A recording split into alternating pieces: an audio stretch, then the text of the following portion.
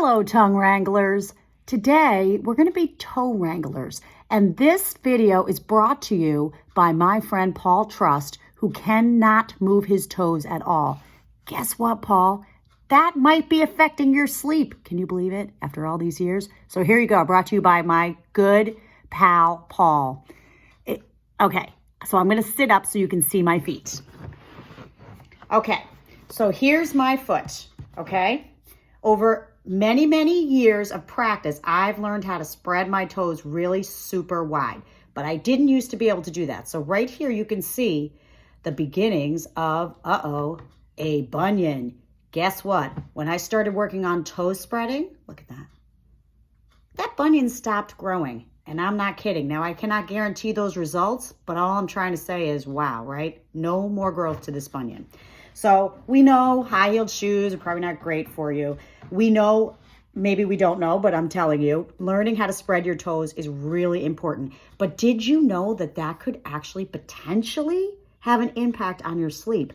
What? How could that be possible? Well, here's the deal. If our toes cannot spread, we may have more of a tendency to have to kind of go down on our arch here. Well, spreading the toe is what kind of lifts the arch, right? And you might be able to see that. Let's see here. So when I spread my toes, it's kind of hard to see. You can see that arch lifts up. So if our arch is flat, what happens is our posture can start to be affected. So here I am, my arch is flat. Now my legs are going to start to come together here. That's going to give me this forward tilt in my pelvis. I'm exaggerating it right now, which brings my belly forward. And guess what happens to my head? It's forward and heavy. Mouth opens up. All kinds of stuff starts to go wrong. So we really do start at the feet. So what I'm going to be showing you is a simple little toe spreading exercise.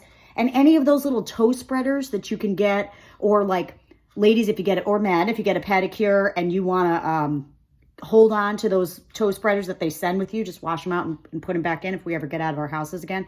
Anyway, this is my little toe spreading activity I have all kids do just a few times a week. Just when they're like, or even just a couple minutes every day, like when they're taking their shoes off. So you interlace your fingers with the opposite hand from from the toes. So let's say I have my right foot and my left hand. Interlace the fingers all the way as far down as you can go. Over time, you'll be able to get deeper.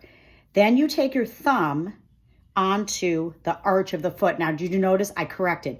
You do not want to sickle your ankle like this. You want your ankle to be in line with your knee. So for many of you, it'll be down or on something. I have a hip tension issue, whatever right now. So I'm doing it up here because that's what feels good for me. But so my ankle is nice and solidly aligned with the knee. And you just kind of go back and forth. Now, when you flex, you can take your thumb and rub into your arch. Now, some of you may have overlifted arches. If that's the case, you're going to give a little love to the ball mound right here. And you just go back and forth and back and forth. About 2 minutes on each foot. And then you'll find when you let go, oh my, I have even more spread. Paul, I challenge you to a toe spreading practice, and I want to see where your toes get when you start working on them. I've thought of you over the years, Paul, and I should have told you about this a long time ago. Anyway, here we go.